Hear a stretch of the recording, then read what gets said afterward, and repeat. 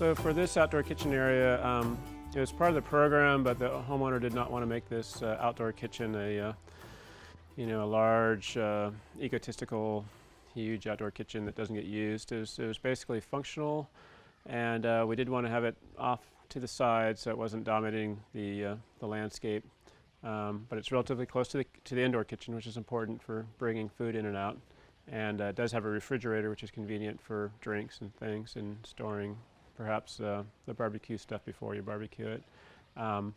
It does not incorporate a sink because to get plumbing back through to the sewer hookup was not really feasible.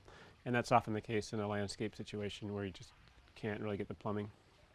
So we did a relatively modest barbecue counter, pretty good sized barbecue itself. And then for the barbecue counter material, we went with a slate, which is just 16-inch slate, so we have fewer grout lines than we would with a 12-inch or 8-inch slate, but it's still an easy material to work with, very flexible, doesn't take a lot of pre-planning as it would if we were to do a slab or a cast-in-place concrete countertop, which we've also done. With an outdoor kitchen, one of the considerations would be the ease of maintenance for the materials. In the old days, I remember we saw many outdoor kitchens where they'd use a wood underlayment for the surface.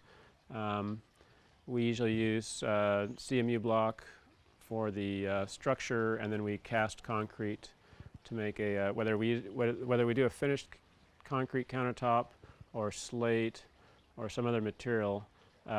We don't incorporate any wood. It's always reinforced concrete, and therefore it's never going to rot, never going to combust.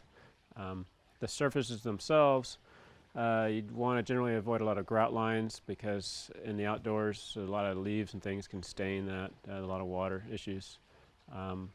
For the units themselves, stainless steel seems to be very popular. It doesn't ever rust, doesn't chip or flake.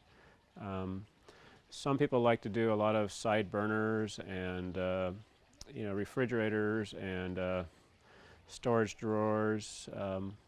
I find that keeping it simple is often best.